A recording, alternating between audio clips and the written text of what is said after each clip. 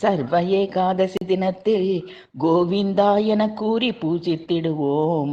பரமதயாளா கோவிந்தா, ஹரே பாண்டுரங்கா கோவிந்தா, பக்தவத்சலா கோவிந்தா, ஹரே பாகவத பிரியா கோவிந்தா, சங்கர் சக்கரதாரா கோவிந்தா, ஹரே சாரங்கதாரா கோவிந்தா, அலர்மேலும் நாதா கோவிந்தா, ஹரே ஆபத் பாந்தவா கோவிந்தா, ஸ்ரீனிவாசா கோவிந்தா, ஹரே ஸ்ரீ வெங்கடேசா கோவிந்தா.